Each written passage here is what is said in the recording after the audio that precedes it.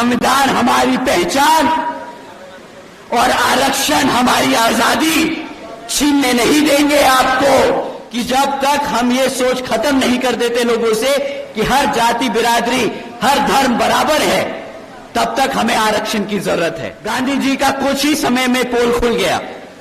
वो विदेश में जाकर बोलते हैं कि जब हमारा अच्छा समय आएगा तो हम संविधान से आरक्षण बिल्कुल खत्म कर देंगे। वो अगर बाबा साहब के संघर्षों को नजरअंदाज कर ये कहते हैं कि भाई ये तो पंडित नेहरू जी और गांधी जी की देन है आरक्षण, वो हमारे एससी समाज को गुमराह करने का काम कर रहे हैं, बांटने का काम कर रहे हैं। आदरणीय शैलजा जी के लिए हुड्डा के समर्थकों ने कितना बुरा भला बोला, वो सब आप लोगों ने देखा। कोई भी ऐसा सरकारी डिपार्टमेंट नहीं बचा जिसकी भर्ती के परीक्षा के पेपर इन्होंने ना लीक किए हो।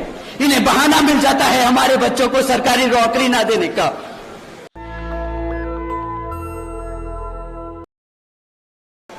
ये बात मैं आपस में जब हमारे सदस्यों के साथ मैं बैठता हूं, छोटी मीटिंगें लेता हूं, तब मैं ये उनसे हर बारी कहता हूं। वो मुझे बहुत शिकायत करते हैं कि सर है कुछ समर्थक हैं जो पद लेने तो आ जाते हैं परंतु काम नहीं करते। मैं उनसे बोलता हूं कि सर इन लोगों को आप पद देते हैं और इनसे उम्मीद करते हैं काम करे, तो शायद वो अनफेयर होगा, वो वाकिफ नहीं होगा। आपको उनको पद देने के साथ साथ समझाना होगा कि ये जिस मूवमेंट में उन्होंने पद लिया है उस मूवमेंट के लिए कितना संघर्ष किया हमारे आदरणीय बहन जी ने, मान्यवर साहब ने, बाबा साहब डॉक्टर भीमराव अंबेडकर जी ने, और कितना मेहनत हमारा कार्यकर्ता करता है। एक आदमी जो पद लेकर या पटका पहनकर गुमराह करता है या काम नहीं करता, उससे पूरे समाज में जो सभी मेहनतकश लोग हैं जो दिन रात एक करते हैं इस समाज के लिए, इस पार्टी के लिए, इस मूवमेंट के लिए, उनके साथ वो गद्दारी करते हैं। ऐसे गद्दारों के साथ हमें हाथ बटाने की जरूरत नहीं, हमें इनको आगे बढ़ाने की जरूरत नहीं। तो हम इनको आगे से इग्नोर करके चलेंगे। साथियों, मैं अपना भाषण दोबारा रिज्यूम करता हूं। मैं कह रहा था कि यहां पर राज्य सरकारों को यह ताकत दे दी इस जजमेंट ने कि वो अपनी मर्जी से किसी भी एससी एसटी जाति में से आरक्षण का लाभ देना चाहे वो दे सकती हैं। किसी भी एससी एसटी जाति से लाभ छीनना चाहती हैं आरक्षण का तो वो छीन भी सकती हैं। साथियों, आप सभी जानते हैं आरक्षण की मूल भावना प्रतिनिधित्व की है, समाज को आगे बढ़ाने की है, लेकिन इसको बार बार गरीबी हटाओ योजना बनाने की कोशिश की जाती है कि कह के कि कोई जाति ज्यादा पैसे से संपन्न हो गई तो उसको आरक्षण की जरूरत नहीं। साथियों, भाजपा और कांग्रेस ने ये सोची समझी साजिश के तहत जजमेंट पास कराकर देश से आरक्षण खत्म करने के लिए ये पहला कदम उठाया है।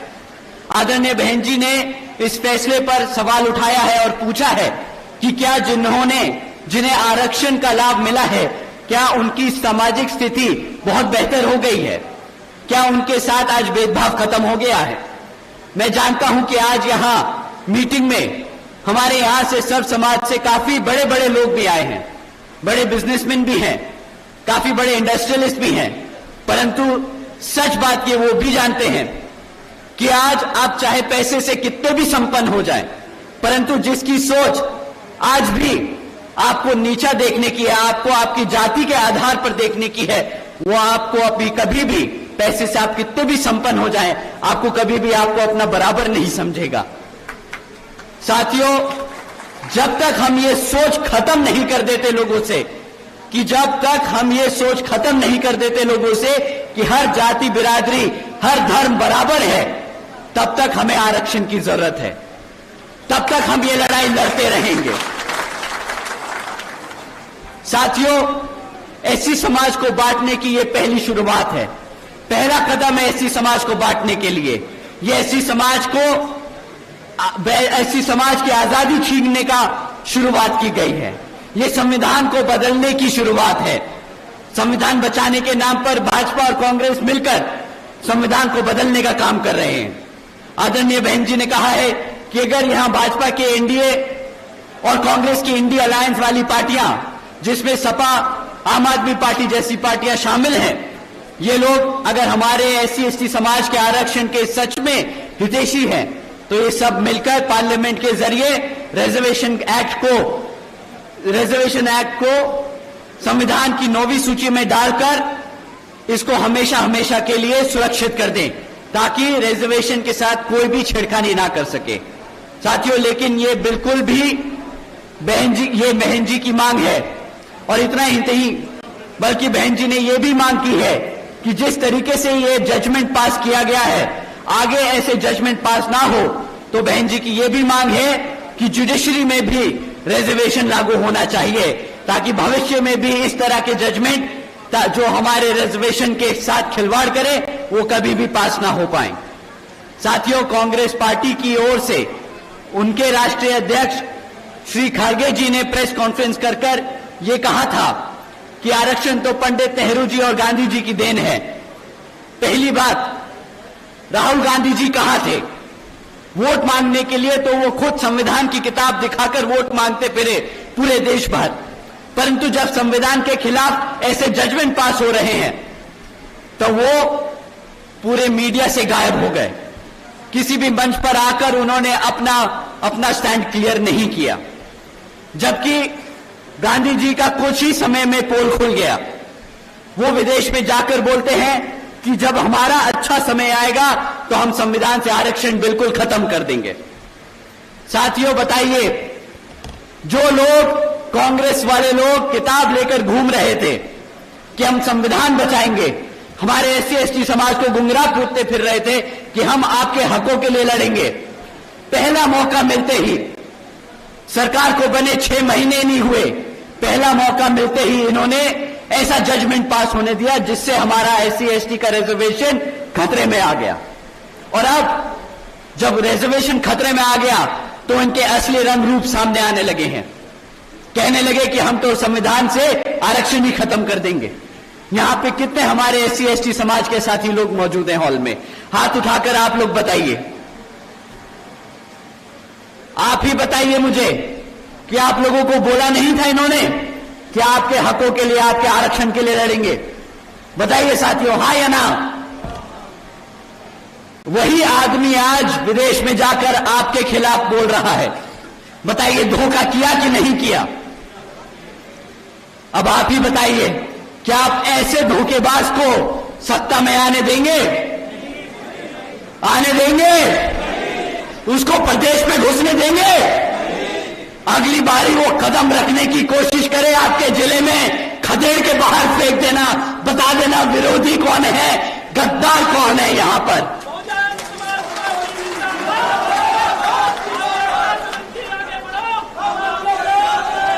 दूसरी बात साथियों, कांग्रेस के राष्ट्रीय अध्यक्ष जी SC समाज से आते हैं, ये सब जानते हैं। वो अगर बाबा साहब के संघर्षों को नजरअंदाज कर ये कहते हैं कि भाई ये तो पंडित नेहरू जी और गांधी जी की देन है आरक्षण, वो हमारे SC समाज को गुमराह करने का काम कर रहे हैं, बांटने का काम कर रहे हैं, तो साथियों ऐसे लोगों से भी हमें मान्यवर साहब ने ऐसे ही लोगों से मान्यवर साहब श्री काशीराम जी ने हमें इनसे संभल कर रहने को कहा था। इनफैक्ट इनके लिए तो आदरणीय मान्यवर साहब श्री काशीराम जी ने एक नाम भी दिया था, जो SC होकर हमारे समाज को गुमराह करने का काम करते हैं। आप लोग जानते हैं उन्हें क्या कहते हैं? क्या कहते हैं? क्या कहते हैं? चमचा।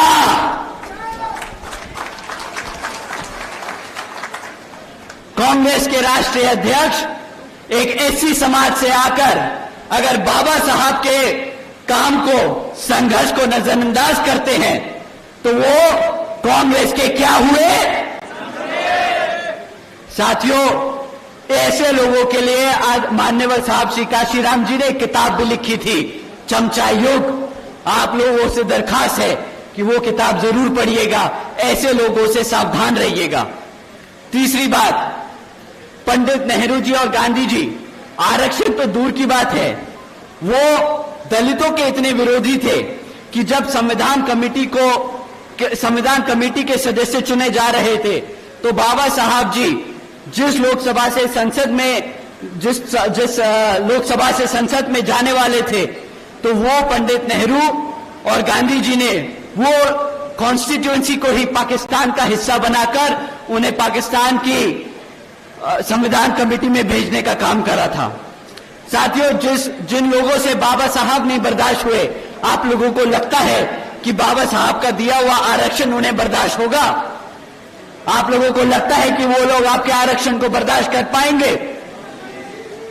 साथियों, ये बात आप अपने जहन में बांध लीजिए। गांव-गांव में अब प्रचार करना शुरू कर दीजिए। राहुल गांधी जी, हुड्डा जी, कांग्रेस बाबा साहब विरोधी थे, हैं और रहेंगे। राहुल गांधी जी, हुड्डा जी, कांग्रेस दलित विरोधी थे, दलित विरोधी हैं और दलित विरोधी रहेंगे।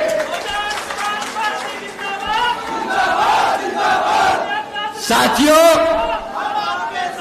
राहुल गांधी जी, हुड्डा जी, कांग्रेस आरक्षण विरोधी थे, आरक्षण विरोधी हैं और आरक्षण विरोधी रहेंगे।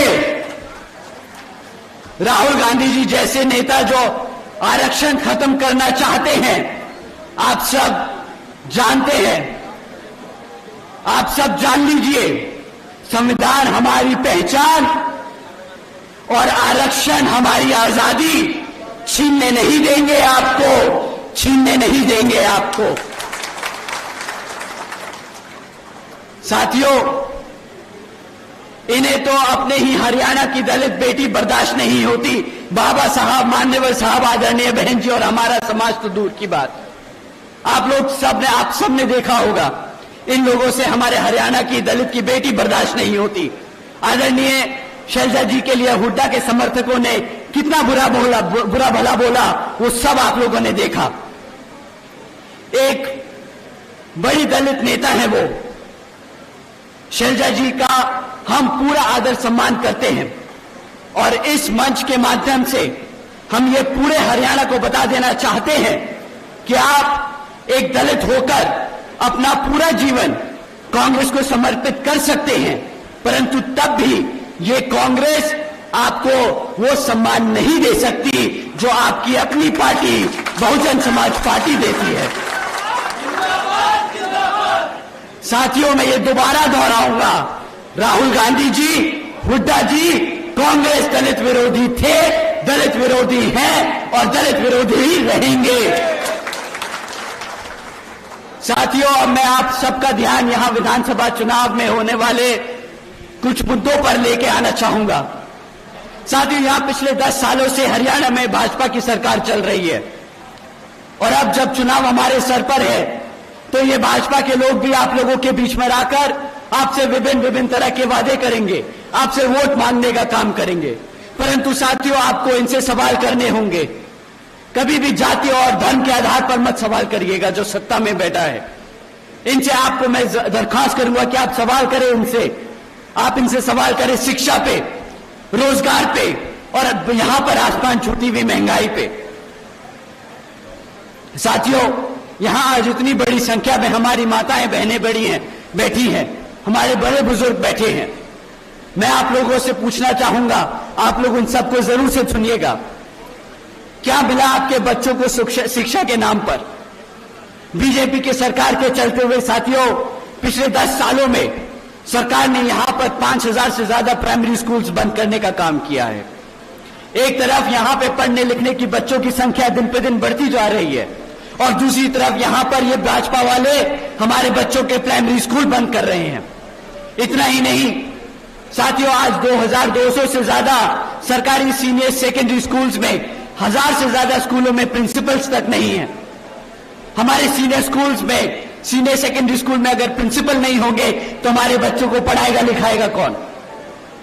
इतना ही नहीं, बल्कि 2017 से हमारे एससी एसटी ओबीसी समाज के छात्रों के जो स्कॉलरशिप का पैसा था जो सरकार से मिलता है, वो भी इन लोगों ने हमारे बच्चों को नहीं दिया। साथियों, जब आपके बच्चों के स्कूल बंद कर दिए जाएंगे, जब आपके बच्चों के स्कूलों में शिक्षकों को भर्ती नहीं किया जाएगा, उनके स्कॉलरशिप का पैसा रोका जाएगा, तो आप ही बताइए, क्या आपके बच्चों के भविष्य से ये खिलवाड़ होगा कि नहीं? बताइए, आपके बच्चों का भविष्य खतरे में डाला कि नहीं? यहां मेरे सभी युवा साथी हैं, आप बताइए कि आपकी पढ़ाई से खिलवाड़ किया कि नहीं?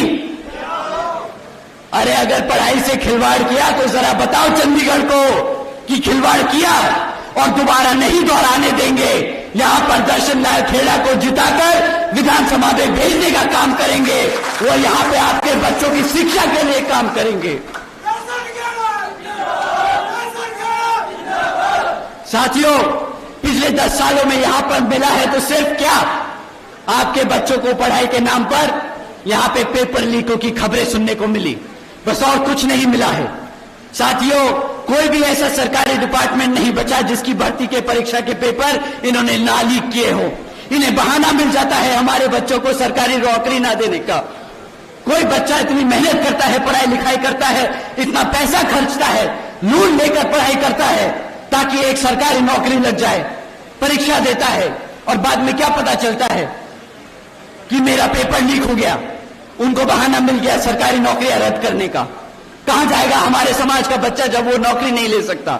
आप ही बताइए, उसको उसका भविष्य छीनने का काम कर रही है ये भाजपा की सरकार के नहीं? साथियों, हकीकत तो ये है कि ये भाजपा और ये कांग्रेस दोनों ही जिम्मेदार हैं हमारे बच्चों की शिक्षा, हमारे बच्चों के भविष्य से खिलवाड़ करने के लिए। एक सत्ता में रहकर हमारे बच्चों के साथ, बच्चों के भविष्य से खिलवाड़ कर रहा है तो दूसरा विपक्ष में बैठकर उसको घेरता नहीं इस मुद्दों पर। आप ही बताइए, क्या ऐसी पार्टी को दोबारा दोहराने देंगे आप? क्या ऐसी पार्टी को दोबारा सत्ता में आने देंगे आप? क्या ऐसी पार्टी को अपने विधानसभा में घुसने देंगे आप?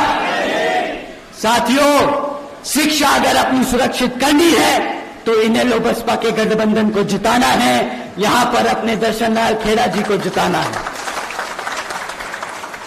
साथियों, एक तरफ इन्होंने हमारे बच्चों के स्कूल बंद किए, प्राइमरी स्कूल्स में भर्ती नहीं करी, हमारे स्कॉलरशिप का पैसा रोका, और दूसरी तरफ आदरणीय बहन कुमारी मायावती जी की योजनाएं हैं।